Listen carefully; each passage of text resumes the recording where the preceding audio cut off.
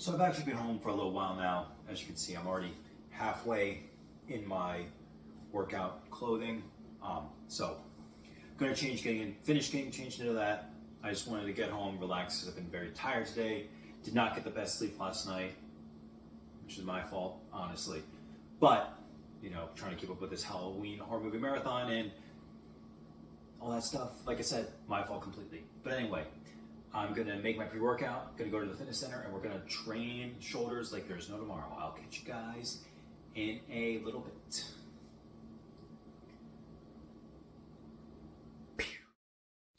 Given that we are still in Halloween time, one thing that I actually want to talk about, this one is much more fun than most things, and that is creepypastas. How many people still talk about these? Do people still talk about them? Let's talk about it. Now I know creepypastas are still technically a thing, but they were more hot in the mid 2010s or even early 2010s, but I didn't start listening to them until like the mid 2010s, around 2012, I think, or even 2014. Can't remember the exact date, but they were kind of more fun little whisper down the lane type stories where something you'd tell your friends by a campfire, making some s'mores or something like that. Now, obviously, I love Slender Man, Jeff the Killer, things like that, but the ones that I always enjoyed the most were the lost episode creepypastas, because obviously on this channel we talk about film a lot here. We talk about, movie preservation. And the thing about the lost episode creepypastas is that sometimes they felt just believable enough to where it kind of creates a Mandela effect of sorts, to where something kind of clicked in the head and you'd think, wait, did I see that? And there are even shows that I have to this day that I remember seeing as a kid. Now, these aren't creepypasta levels, but there was one show, it was about these clowns. It was a Christian show, and they wanted to get a present for their head teacher, and they couldn't find one. And then it got run over by an elephant, and then they gave the head teacher a whistle. And here's the thing, I can't find anything about that show anywhere, and I've tried, but that's not really a creepypasta thing.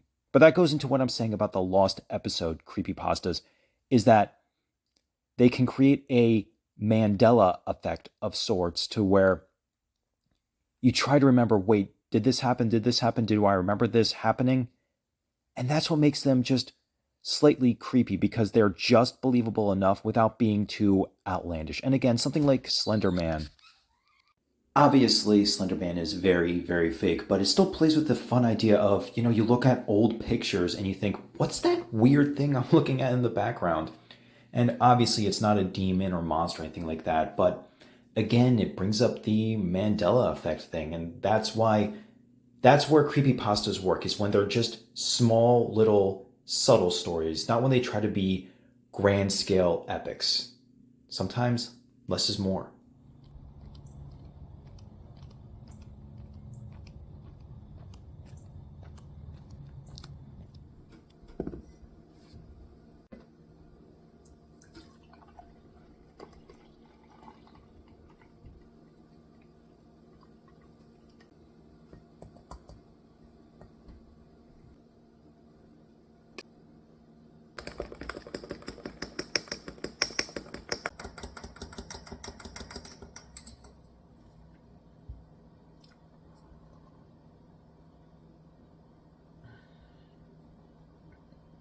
As tasty as Christian Girl Autumn.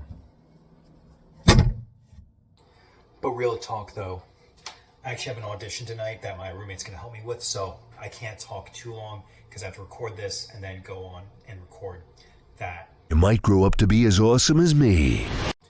Not too stressed out about it. I'm not gonna say what it's for, but thankfully I only have a grand total of 3 words for this audition, but a lot of it is gonna be acting. You're so money and you don't even know it. That's what if you catch my drift. But I'm excited for it. If I get this role, that'd be really, really awesome. It's awesome if I get any role, actually. But either way, I am excited to do it. It's for a really big event. And if I can pull this off, that would be outstanding. Extremely. But anyway, I gotta chug this protein shake. Piece of shit. And I'm pretty sure I'm gonna count this as my meal tonight because I had a pretty big lunch. Some good fucking food. So I don't want to overstuff myself, get that many calories in that I don't need, and eat the last 2 apples I have there, and then we're gonna call it a night and watch a horror movie, as we do during Halloween time. Anyways, guys, and I still have to make sure I get my daily watches of The Haunting of Hill House. Like, I want to watch 1 episode a day and then go into a horror movie to end the night. Tonight probably won't be a good night to do both if I want to get a good night's sleep, as I really want to get. So, gonna do the audition, watch a horror movie, and go to bed. And it's a shame because I can't play either Labyrinth of the Demon King or Ukulele tonight, which I really want to do. But I got responsibilities, and responsibilities take hold of everything else. Am I right? So, anyways, guys, I'll catch you later. I have a fun thing I want to talk about tonight. More horror movie stuff, given that it is Halloween season. Anyways, I'll catch you guys later. Peace. So this is the next day, and I actually got myself a copy of the movie Weapons. And then I made a trip to Dollar General after recording the longer video to see if I could find any fun little Halloween knickknacks and decorations. And they had some stuff that looked a little cool, but not really stuff that really stood out. The fake books there, cool in theory, but not something I would want on a shelf. But I did see this pretty fun pumpkin wizard dude. He was chill.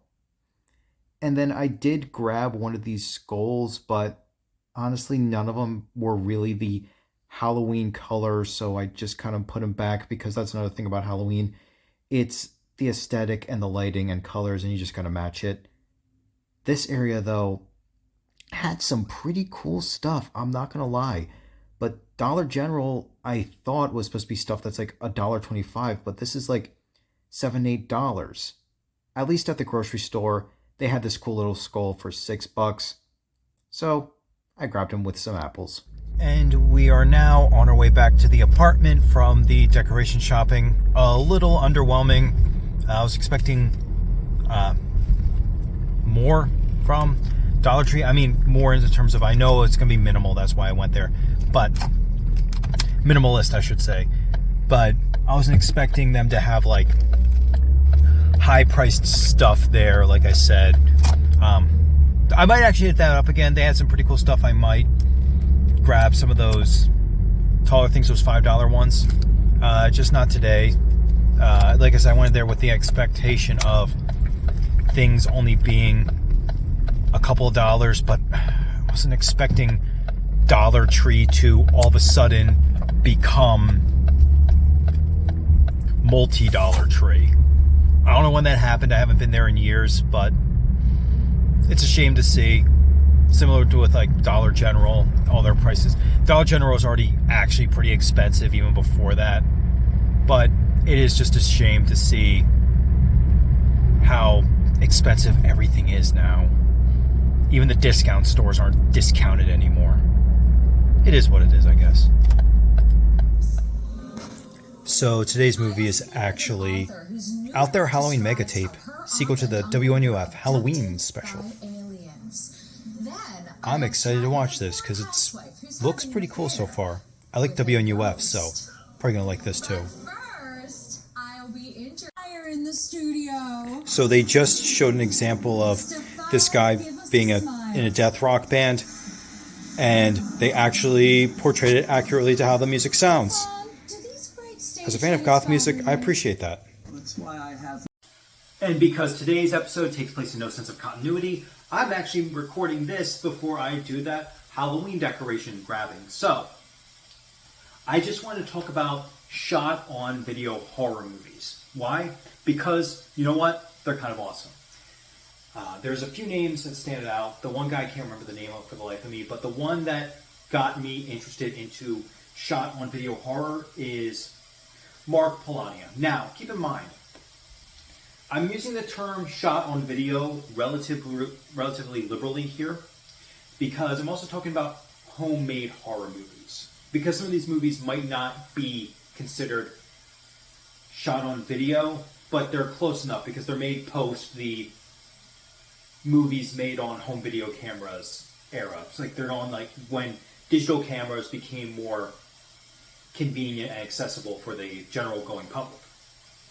In the background, you are hearing my laundry, by the way, because it's laundry day. And thankfully, my Lost Boys t-shirt is clean.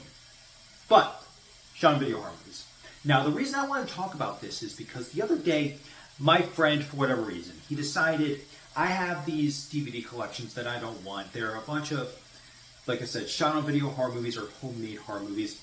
And the other night, I got home really late, and I only had about an hour to watch a movie. One movie's on one of those sets, was an hour long, so I gave it a watch. And it was called Disc Jockey. And this collection is called Savage Sickos. Now, why this movie was on there, I have no idea, but if it wasn't on this set, I've never seen the movie. So, I'm glad it's there.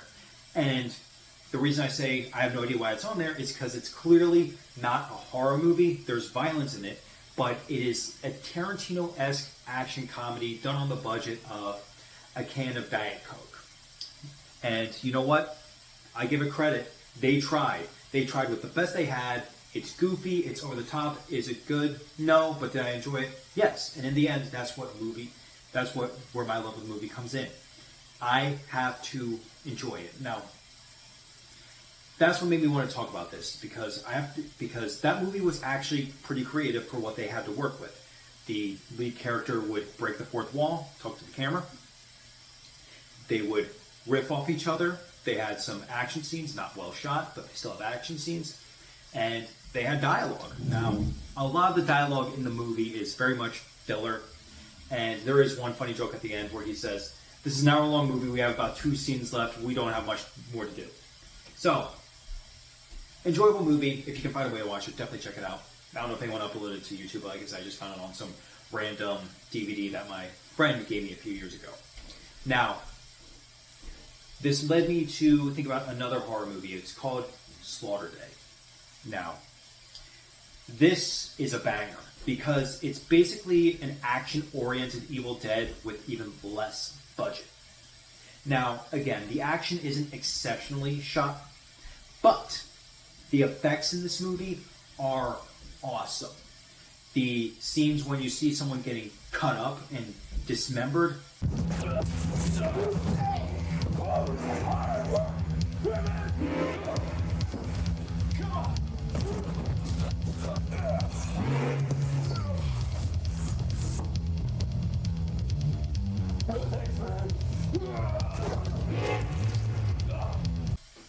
Awesome.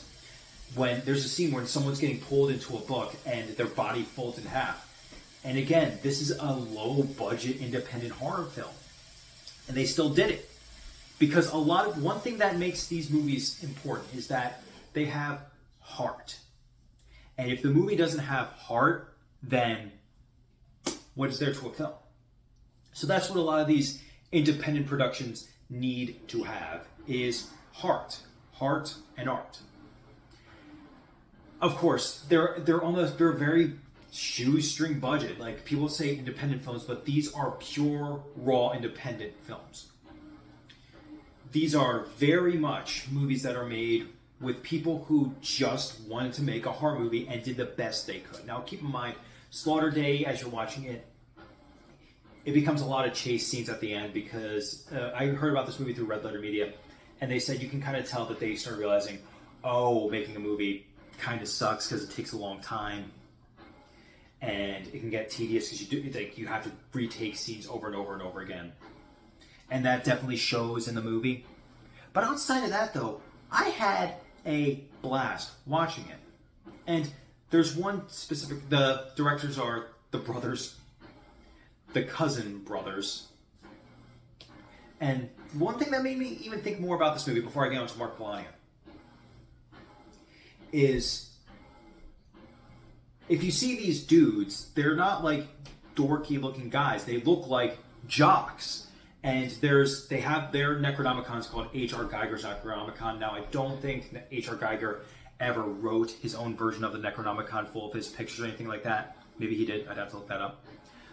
But you can tell these are two dudes. These are like frat boy, jacked football player looking dudes. They're not nerdy guys. And horror's a very, especially at the time, especially making your own horror movie, was a very niche thing that kind of appealed to one very specific audience. And to see how horror was branching out makes that movie even cooler.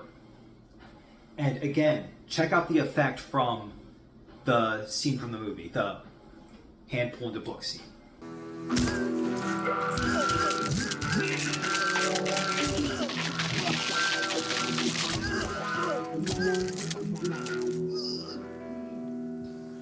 That's awesome, right? Now, on to Mark Polania. He's kind of the guy that got me into shot on video horror films, because when I was a lot younger, I saw a movie called Splatter Park. And that movie was wild. And I watched it with my best friend Tyler, and keep in mind, this movie stayed with us. We still quote, "He isn't my husband, he's my brother," almost every time we see each other. And it was kind of like an in-joke with our friend group that we would make new friends of ours watch that with us to see if there would be people we'd want to hang out with. Now, of course, not everyone would enjoy it. We'd still be friends with them. It was, like I said, it was a joke.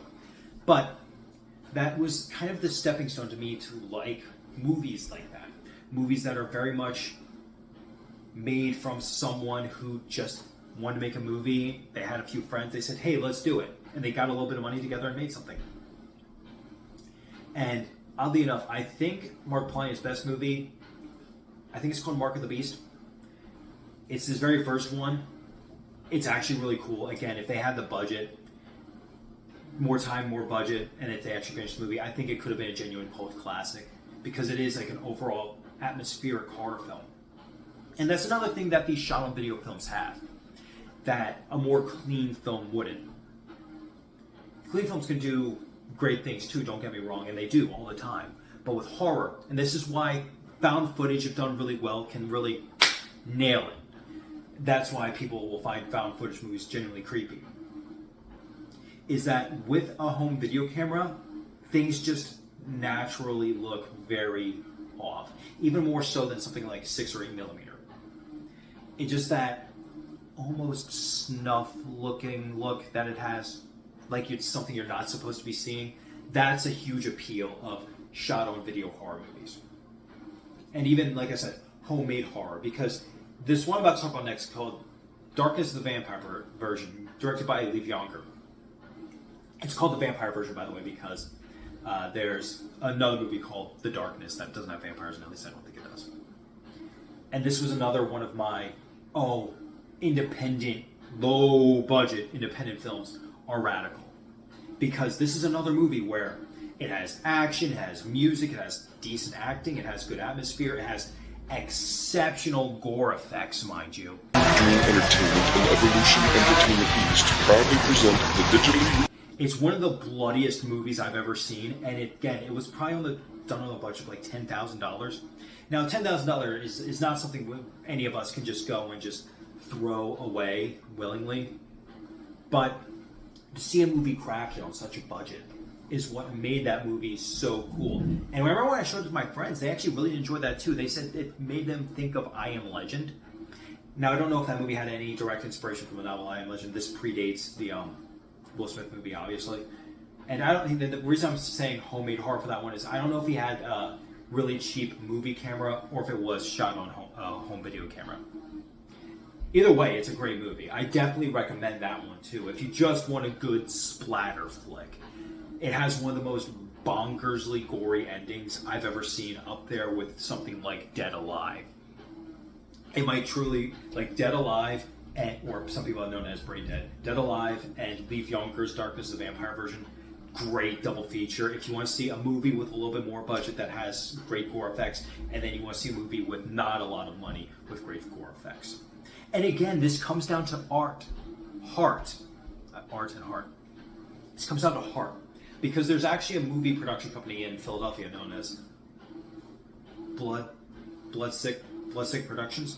Another South Philadelphia resident has fallen to the still unexplained plague deemed the Widowmaker, which brings the body count up to 33 married men with no discernible cause of death.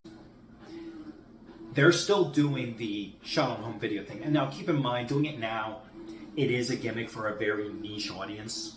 But it's still cool to see that there are people who are so passionate about it that they're still doing it. Because there's, like I said, there's an atmosphere. And I think that's the one thing I can say about Mark Polania, is while I do enjoy his early movies up into Feeders, I think is the last one I can say I really enjoyed, even though my friend is in Camp Murder and I did like that one a little bit. And then he even made a Splatter Farm 2, which actually blew my mind because I didn't know he was still making movies. He's made a lot of movies, by the way. His movies now feel like he's just making them as a hobby. And you know what? That's fine too. You know, he puts them on Tubi, they're free to watch, and most you're just killing an hour. But I wish he would try to make something genuine again, not just another hobby movie. Because I think if he tried, truly, he has something in him. Maybe he doesn't, I don't know. But I would love to see him try to make a genuine movie, not just another hobby movie. I mean, I say that, but he also made a knockoff of Planet of the Apes. A trilogy, mind you. And that was one of the most wild things I've ever seen. It has time travel, it has military, it's like... It's if you've made Planet of the Apes on a shoestring budget. You know what? I'll give him credit for that one. That one was actually interesting enough. But... And there's also David "The Rock" Nelson. Now, he makes short films. He doesn't make feature-length films. His stuff is very goofy, very over the top. And he's just a charming, likable dude. See, David "The Rock" Nelson's newest monster hit, Bigfoot Runs Amok. His first Bigfoot movie ever. He doesn't make anything that's really offensive. He just has a love for horror, and he portrays that in his short films. Like I said, shot on a little camera. And I would love to see the Cousin brothers try something again, because I know they made a movie called The Rising Dead. I haven't seen that yet. Some people say it's not that good, but I want to, like, I would love to see the passion that they put into something like Slaughter Day in a modern independent movie. Honestly, check this out. I think Slaughter Day would do good for a solid remake. Truly, because the story's there, you get good action, you have a well-written, if you get good actors, you have the characters be well-written. You've got a classic on your hands here, folks, because some of these movies are actually really cool ideas that can't see their full potential because they don't have the budget. And you know what? Maybe in a way, some of these are benefited because they don't have the budget. Like I said, Mark Polania and his brother's first movie. That is so atmospherically creepy that it just works in how it is. Would I want to remake it? Maybe. Like, on my IMDb, one thing I put was, I don't like remakes, but if I were to remake one movie, I would actually remake that one because it's a cool idea. Now, I wouldn't treat it as a replacement. No remake should ever be seen as a replacement for the original film because the original film has a place in history for a reason. But again, a lot of these movies are just cool ideas that couldn't see their full potential because of the budget. Outside of Leif Jonker's Darkness, the vampire version, I think that genuinely works perfectly as it is. I don't think that can never be remade. That is such a cool movie that it doesn't need to be remade. Like I said, some of these are cool ideas that if they were to see their true potential, we'd have classics on our hands.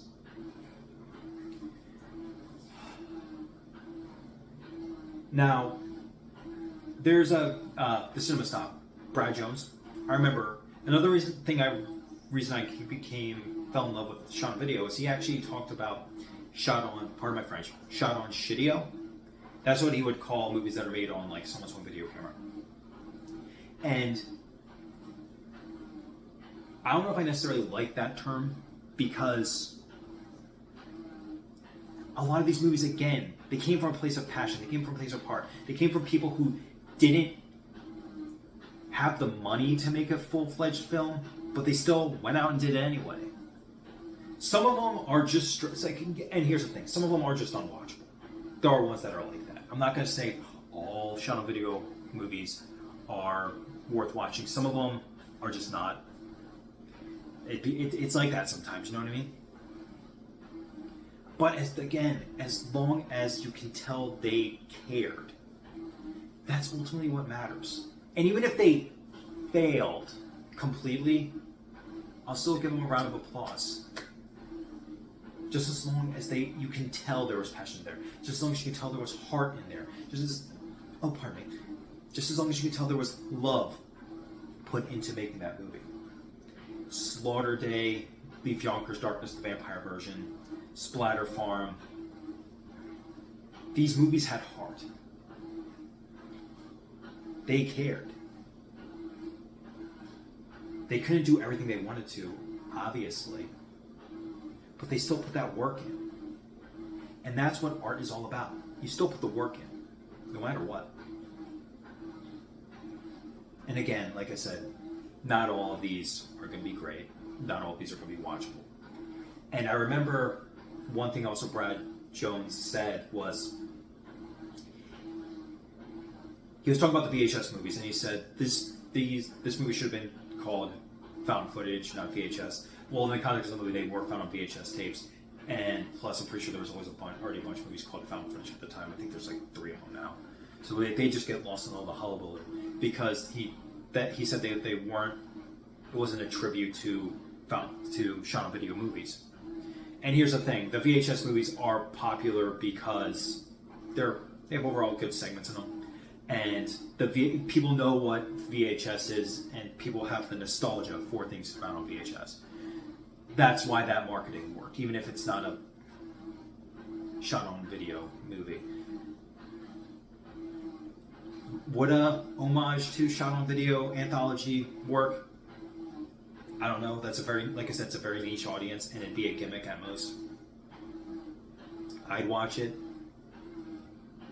but that'd be done with just a bunch of, like, a few friends who get together and be like, yo, we're gonna make some short horror films. We have this old video camera from the 80s, and we're gonna make some horror films. And that's and then they try and sell the DVD or Blu-ray. That's the only way that would really work. That wouldn't be a bad idea, but again, that's just such a very niche audience that I don't know how many people would actually appreciate it.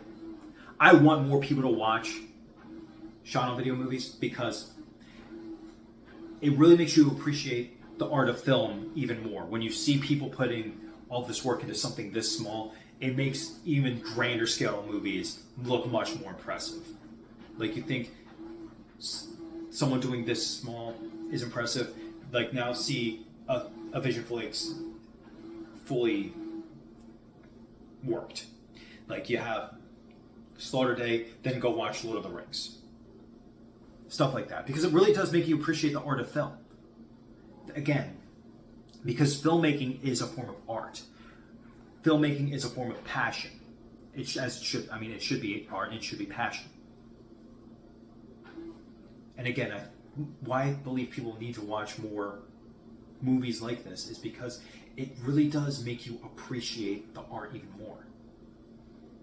And I know a lot of my friends think I'm crazy about it.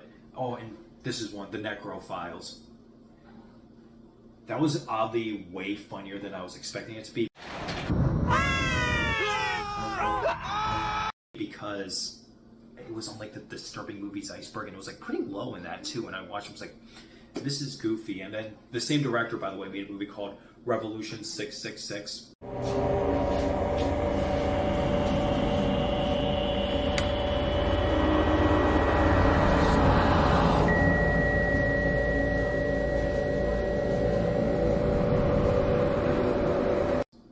That one, I'm not gonna lie. Here's the thing: they both Necrophiles and Revolution 666 have the exact same plot, and I watched them double feature. And then I watched Rob Zombie's The Monsters, and I had a blast watching it. I think my brain was just like, I need something that looks more like a real movie right now. So I became very forgiving of Rob Zombie's The Monsters, even though genuinely I think I would have liked that movie either way, even if I didn't see those two movies first. Revolution 666, I don't really recommend, but Necrophiles, it has stuff in there that I really enjoyed. Again, not, like I said, not all shot on video movies are bangers, but like I said, with something like Revolution 666, it'll make you appreciate a movie with that's maybe not that good, but makes you appreciate it even more. But anyways, check out these shot on video movies. Give them a try. Some of them are uploaded to YouTube. You can find a bunch on Tubi, or just any homemade movie. I mean, technically, Kevin Smith's Clerks is a homemade movie. It was done on a better camera, but it was just a couple of guys getting together and just making a movie. And I think that's the one thing. It's like a lot of these homemade movies are horror movies because they're easier to make. Like something like Sledgehammer or something like that. Whereas Clerks, that's a comedy movie, and people tend to dismiss horror. Even though horror is becoming much more accepted now, but back then, horror was very much seen as the lesser genre, and something like a smarter comedy was seen as higher. Something like Sledgehammer, direct to TV or direct to video, Clerks gets a theatrical release. Now keep in mind, I think Sledgehammer, something like that, fits more in a grindhouse, and Clerks deserved the theatrical, did indeed deserve a theatrical release, but I think certain movies deserve a chance to shine. Now keep in mind, if we just threw up on every single shot on video horror movie into theaters, that'd be a fiasco. So some of these, I understand not getting a theatrical release, but I think some of them did deserve a chance to be shown to a wider audience, at least limited release. It doesn't need, Avengers levels of screens. But anyways, give some shot on video horror films a chance. Who knows, you might think I'm crazy for liking them, or you might find them as fascinating as I do. Because if you do watch them, you can find some solid diamonds in the rough. Like Slaughter Day, Leaf Yonkers, Dunkers, the vampire version, Splatter Farm, Necrophiles. Like I said, there's diamonds in the rough out there. You just gotta be willing to look. Anyways, guys, I gotta go get some food, do some Halloween. I might do the Halloween decorating shopping tomorrow, but I gotta call it for now, and I'll catch you guys later. And like I said, today's video is not in canon order. Peace!